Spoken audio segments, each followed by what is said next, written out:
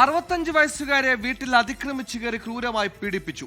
വയോധിയെ ലൈംഗികമായി പീഡിപ്പിച്ച ശേഷം കടന്നുകളഞ്ഞ പ്രതിയെ 24 മണിക്കൂറിൽ അറസ്റ്റ് ചെയ്തു. പുനലൂർ പോലീസാണ് പ്രതിയെ പിടികൂടിയത്. ഏലാതിമംഗലം സ്വദേശി തുളസീധരനാണ് അറസ്റ്റിലായത്.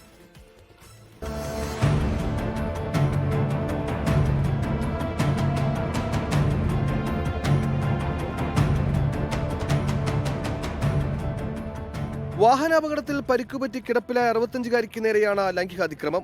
അതിജീവിത ഒറ്റയ്ക്ക് താമസിക്കുന്ന വീടിന്റെ വാതിലിന്റെ പൂട്ടു തകർത്ത് അതിക്രമിച്ചു കയറിയ ശേഷമായിരുന്നു ക്രൂരമായ പീഡനം.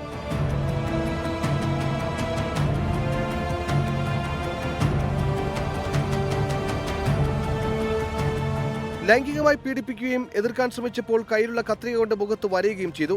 വയോധിക നിലവിളിച്ചപ്പോൾ മുഖത്ത് മുളകുപൊടി വിതറി ക്രൂരത. പിന്നാലെ പ്രതി സംഭവസ്ഥലത്ത് ഓടി രക്ഷപ്പെട്ടു. ബഹളം കേട്ടെത്തിയ പരിസരവാസികളാണ് പരിക്കേറ്റ വയോധിക ആശുപത്രിയിൽ എത്തിച്ചത്.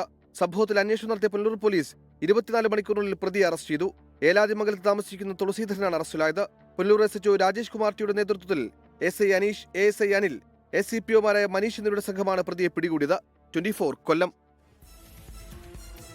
ലോകത്തെവിടെയായാലും ഏത് സമയത്തും 24 വാർത്തകളും ഓഗ്മെന്റഡ് റിയാലിറ്റി പാക്കേജുകളും എക്സ്പ്ലെയിനറുകളും വിശദമായി കാണാൻ ഞങ്ങളുടെ യൂട്യൂബ് ചാനൽ നിങ്ങൾക്ക് സബ്സ്ക്രൈബ് ചെയ്യാം.